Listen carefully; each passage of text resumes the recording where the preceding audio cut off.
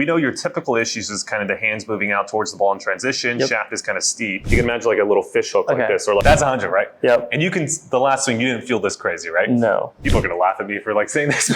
Anyways, imagine like a block, a stone, and you're trying to make a statue. What's up, guys? It's your favorite QB coach, and give me 6 months of your time, and I'll give you the best golf swing of your life. Whoa. So welcome back to the channel. In this particular video, we have another collaboration / lesson. It's going to be with Shogo this time. So Shogo, why don't you introduce yourself to the audience, and then from there we'll get into the video. Thank you. こんにちは、Shogo と申します。今はアメリカの大学に在学中で、日本にいる時にゴルフをやっています。大きな悩みとしては、スライスであったり、ダウンスイングでシャフトがスティープに来てしまうところが悩みです。そこをキウイコーチと今日は、直していけたらなと思ってます。よろしくお願いします。よろしくお願いします。Shogo, you've already kind of hit a few shots, so you're sort of warmed up. Yep. So go ahead and get a swing. I'll get your initial swing for the day. Okay. We'll go ahead and analyze it, and then while we're analyzing, you can also kind of give you the breakdown of, okay, recently, I know I was trying to fix this, but this is coming up. I'm struggling with this, all that good stuff. Got it. All right, let's do it.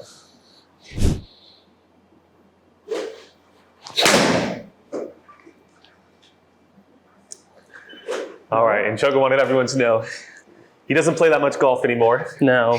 Slightly retired. Only in the summer. Slightly retired, just in case people are wondering.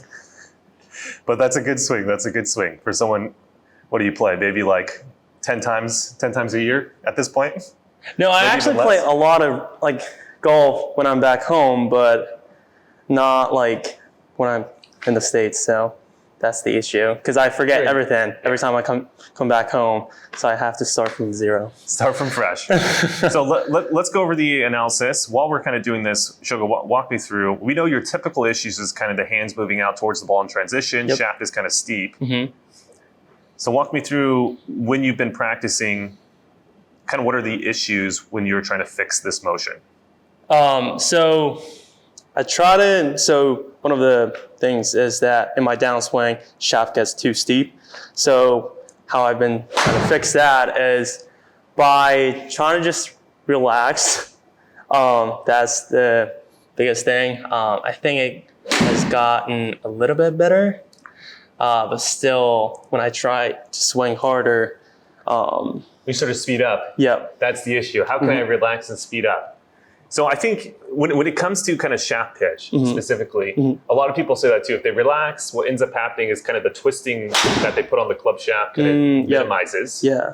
But then the issue is there's no power. Yeah. So then when you speed up, just like you said, you start to twist again.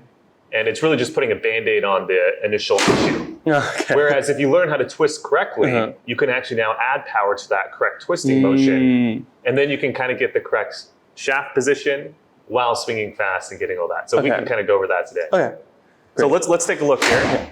So going over checkpoints, so we went over this last time. Position 5, shaft we want to see right around like 35 degrees to 40, so you're at 26. Much better than last time, but still not where it needs to be. Hand positioning actually is quite well positioned here. So you're kind of positioned by the shoulder before you're almost positioned by your left arm at this point. So that's very much quieted down in terms of the outward movement. As we continue to move forward, this is kind of what you're currently probably seeing if you film your swing. You knew the checkpoint before. We wanted to kind of see it towards the top of the forearm. Right now it's middle, not so crazy. You know, we've had players over here, right, close to 90 degrees. Really? Yeah, so this is not so crazy. You're actually more so on a cutter model here. Okay. But if we wanted to be, let's say, neutral, we'd want to have the shaft a little bit more here. And then as we come down, as you start to come into the golf ball, I think what happens as you come in, the handle starts to kind of raise. And the chicken wing. And chicken wing, yeah. So you're basically, you can feel yourself kind of coming basically on top and left. You feel like you might potentially miss the ball, or your body kind of subconsciously knows it's coming in quite steep. So then you try to reroute it at the last second. So that whole movement, I feel like, has been very much minimized. The degree of shift, but we just got to keep pushing forward. So I think the first place we can start with you, Shogo, today, let's just get straight into the transition and talk about how to twist the shaft correctly so that you can add speed and not worry about having it actually steepen. That'll be the first part. Then from there, we'll work on the second part, which is kind of this position, half, like let's call this P6 into the ball, how to not raise the handle and how to do the opposite. Those will be the 2 points of interest. Great. All right. Questions so far? No. Good. All right, this will be easy. Easy. It's not Hopefully. easy. It's not easy. Okay. So today, unfortunately, we were cheaped out. It's McDonald's the sponsor today. Didn't have time to go to Starbucks. Starbucks, you're slacking. You didn't sponsor me after last video. What's going on? Okay, so let's go over what we're talking about. So when it comes to the twisting motion, it's really kind of the direction that you move the grip in. So if I move the grip in kind of in this direction here, as you can clearly see, that'll get the shaft to go more vertical. If I start to move maybe almost this way, that would get the shaft to go the opposite way. So if you can imagine at the top of the swing, imagine that as you start to come down, imagine kind of like an arrow coming from the grip. And wherever it kind of moves towards, wherever it kind of curves towards, that's going to get the shaft to kind of move different ways. Okay. So that's what we got to control. Okay. Because if you can get the shaft, let's say, to move a little bit more this way, and you start to speed up, because the direction is in the right direction and you're speeding up, you're not going to get the shaft to steepen. Does that make sense? Yeah, it makes sense. Yeah. So then from there, you can feel like you can swing fast while still having the shaft in a good spot. And then from there, it's easier for you to feel like you can go a little bit lower and left with the fall through and not feel so much this way as you go through the ball. Yeah. That's that. If I, let's say, had an arrow that looks something similar to this, let's call this how much wise, like really close to 100%. That would be as much as I could do this motion. And as you can see, the shaft would be incredibly flat. And then from here, if let's say the arrow is just kind of like a diagonal, maybe that's close to kind of 0, right? Because there's going to be no twisting in that sense. And then obviously if I start to go the opposite way, crazy, that would be 100% on the opposite side. So what do we always do for the initial guess? As he's been watching our videos, he should know this. This is a test, guys. You guys should know at home. The correct movement that I should take. Or the correct feeling. Feeling? Yeah. So we know your current stock swing produces a little bit of a steepening move. Okay, so do what should we feel? Complete opposite. Yeah. And like exaggerate that. And that's how you should feel it. But in real, you're not doing nearly as much as you feel like doing. So the first test, we always call it, or the first guess is we always try to go something close to 100%. Okay. And then we'll see what actually happens in the real swing. Okay. Like some people, they feel like they're going like this. You watch their swing and the shaft kind of just lowers and then starts to pitch out towards the ball perfectly. Okay. So even though they felt like they're like this, the shaft is in a normal spot. Maybe for you, you do it and we actually do get way too flat. So then the next guess, we wouldn't do 100%. We'd probably change it up. Okay. But the first guess, when you're on the driving range, just go all the way to the opposite side. Okay. It's so much quicker. Yep. Instead of trying to go little tiny changes. Yep, that's which is true. better for the course. Yep, that is because you don't want to do something crazy like that on the course. But when you're on the range, nothing is bad is going to happen. Yeah, that's Maybe true. you hit that net over there. That's the worst thing, right? Okay. So, like almost.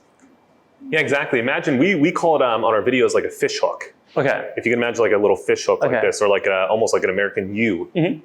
Try to get it as soon as you get towards the top and you start to come down, allow the grip to go down a little bit first and then start to go into a massive U motion. Okay. If you actually do it in the reel, the ball should go pretty far right. It would not be what we want to do. There you go. Wow. So we're going to try that and we're going to see what actually happens. Okay.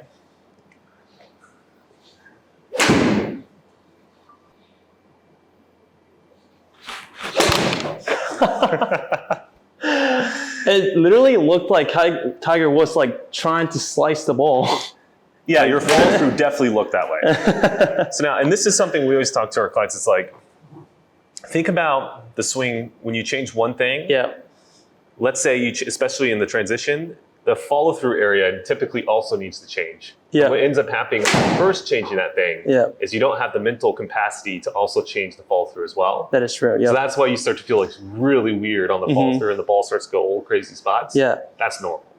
But what we're looking for is we're just looking for the first part that we discussed in today's lesson to change. Okay. And then from there, if that changes, then we can start to work on the second part later. Okay. And then you kind of get the whole package. Yep. That's okay. Yep. Don't worry. So let's see if that changed. So before we look, I always like to ask the question, did you feel like it was really crazy hacky percent. Yeah, I Massive did fish it hook. as much as possible. That was as best as I could. All right, let's take a look at the bad. reel, guys. All right, that's it for you guys on YouTube. But before you guys click off, we have some quick wrap-up points from Shogo himself. Shogo, entertain the audience. そうですね。今回は、ダウンスイングでスティープに来てしまうっていう悩みと、スティンガーショットの打ち方について学びました。スティープに来てしまうっていうことに関しては、大げさに逆のモーションをして、徐々に直していくっていう形で、短い間で大きな変化が出たと思います。スティンガーショットに関しては、キウイコーチのシンプルな、やり方、打ち方で、理想に近い、数値が出てよかったと思います。And before you guys leave, just remember, this whole thing is brought to you because of our membership site. I think the editor right now should put up something behind us. Take a look at our YouTube revenue. We only make like 10,000 yen a month on our YouTube. So this would not be possible if we relied on YouTube alone. So please, if you guys love this channel, you want to help support us, sign up for the membership site. It really does run this membership or this YouTube channel. Other than that, I'll see you guys in the next video.